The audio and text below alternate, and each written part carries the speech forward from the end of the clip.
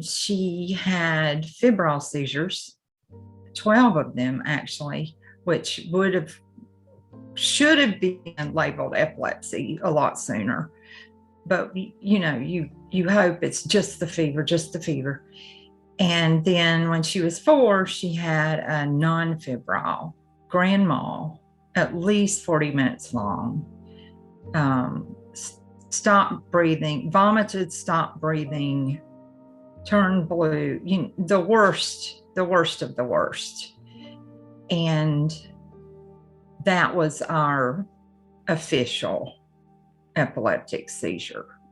And from there, age 4, we spent 20 years playing with medicine, struggling, playing is a terrible word, struggling with medicine. Several neurologists. The first neurologist, we loved her. And if bad things hadn't happened to her practice, we might never have left, but her partner left and she got totally overwhelmed. And it was like playing roulette. She just turned into a well, understandably scattered, kind of panicked, kind of bitey, snarky person. And Rose got worse and worse and worse. And so finally, when she went toxic on a medicine, we went to a new neurologist who felt like he was listening, which he was. And that led us to EMU, Epilepsy Monitoring Unit. And then neurologists come and go. So we had another neurologist and another. And so finally, she's got the one that she's had for years, who is just excellent. Finally, she sent us to the Mayo in Minnesota. Unbelievable experience, but they didn't give us the results we really, wanted or needed. And that's also is called no hope diagnosis, because they just said she's got a 5% chance of improvement, which is just almost, zero, too close to zero. Toxicity is when you miss the window of the drug's effectiveness and go past it, and all you get is the side effects. And side effects are being lethargic, sleeping all the time, nausea, spaciness, dizziness, just a zombie child. If you have a zombie child, you're on too much medication. You've missed your window. You missed the effective window, and you're on the other side of it. And it's a very scary thing. And Toxic with the timer tells, I knew she was going down, man. I knew we were poisoning her. That's what toxicity is. You're poisoning the person with the medication. And I could barely talk when I called the office, and a nurse said, set a timer for 20 minutes. Every 20 minutes, wake her up, sit her up, make her sip water. And so the drugs started leaving, losing their grip on her. And I would have we were waking her up, trying to make her eat and drink and all that, but we would never have thought of every 20 minutes.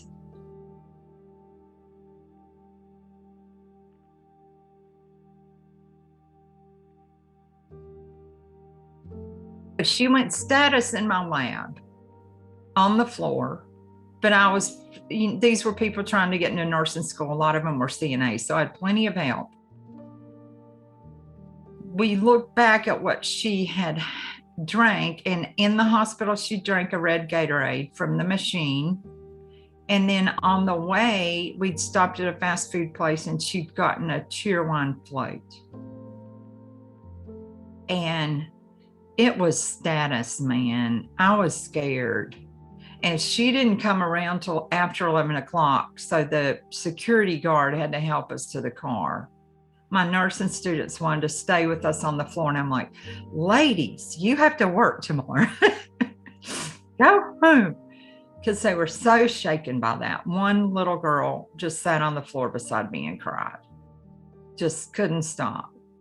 And then I found out later when she stopped crying that her brother had seizures, and they didn't even know about Diastat. See, I did Diastat shamelessly. I put my lab coat over her rear end and gave her a Diastat injection. And that girl cried and cried. And then I find out later it's because her brother had seizures and they kept having to take him to the emergency room. They didn't know anything about Diastat. Nobody had ever told them. That's the kind of thing that just, I have the stories, man. I just, once you get in this community and people trust you, they come out of the woodwork and tell you things they have never told anybody else. It's just, do what you're doing. It's important, Michelle. A lot of people have the rescue drug. Like now Abby has diazepam, lorazepam, any of that stuff, which is like a little pill. I would break it in half and put both in the side of her mouth. Well, when that quit working, we had nothing. And Diastat is a syringe that you insert into the rectum and inject propel, whatever, this gel into the rectum, and that dissipates through the bloodstream immediately, and just it's like a magic wand. It can't get hot or cold, so I had to keep it in my purse. And it's very expensive. Even way back then, it was like $180 for 2 vials.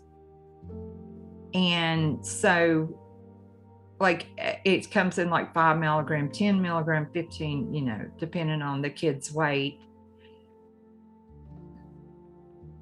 We have lots of stories about that, but I always carried it in my purse, this big,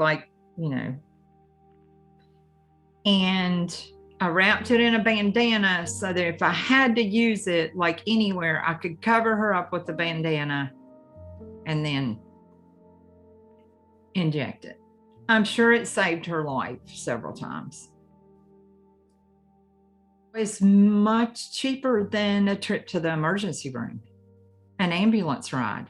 I mean, you think about all that. We're talking hundreds and hundreds of dollars, because everybody wants to pop somebody with the grandma into an ambulance that takes them away because they don't want to deal with it. And it happens over and over to people, bless them, because epilepsy is tough financially in a gazillion different unthought of ways. Caregiver burden, loss of everything. When she went off to college, I was a wreck because I had been the helicopter mother, and she was out there without me. We had a necklace made with her name and her drugs and instructions on the back. She has a little red bag about like maybe this big, that she hangs on the outside of her purse. It's red, you can't miss it, and it has all this stuff in it. And she has a red fob that has her rescue drugs in it. And so she had to have all that on her, and it had to be where somebody could find it. And she has had several seizures at college, and it shakes us to the bone every time. And somebody has to show up,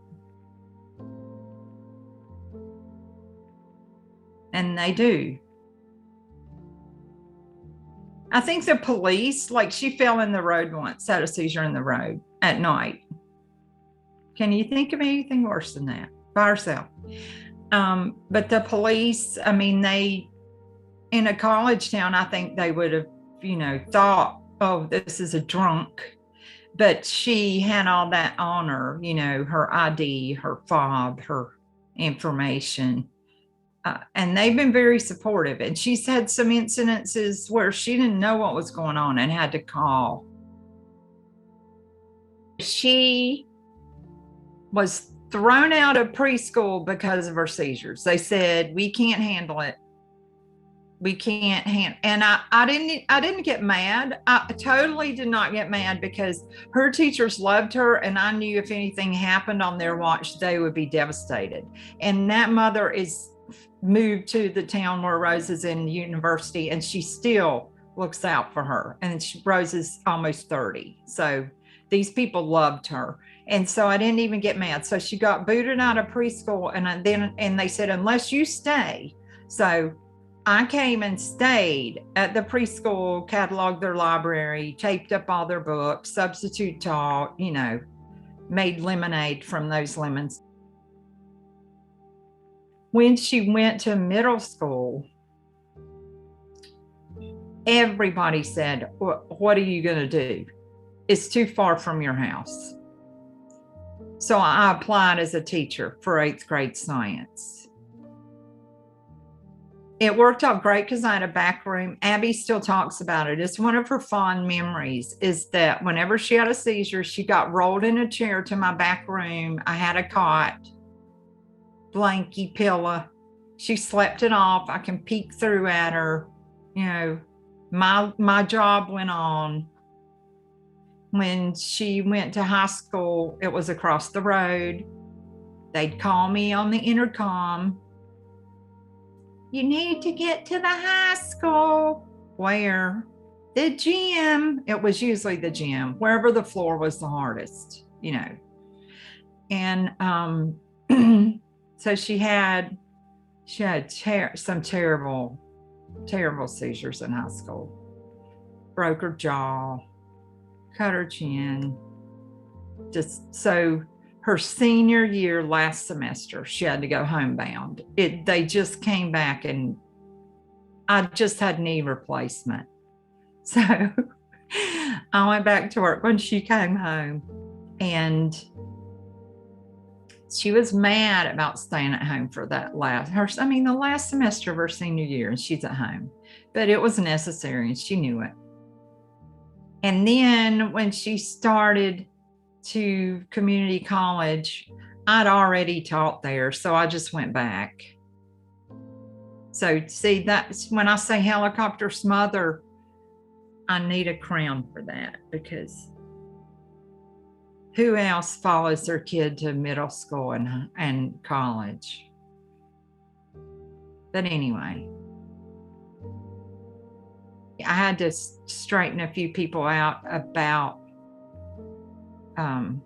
another person's seizures. That I heard a conversation I could not believe with people that I respected, and I had to straighten a few things out, like only a Snapdragon can.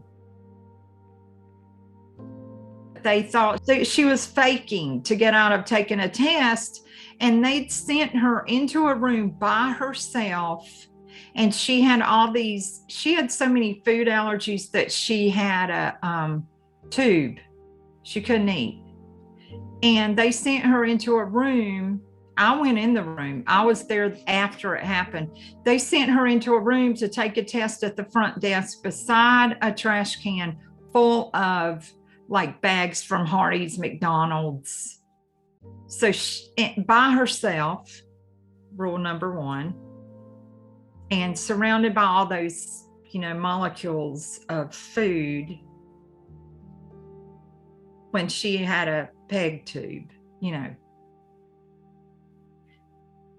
And I mean, these were very intelligent people, science people, but they thought she was faking it. And I knew the child. I knew how horrible her life had been and still is. And I couldn't believe what I was hearing. I hope I've never done that, you know. I can't imagine the level of fear we would have had to deal with had it been a secret that had to be guarded.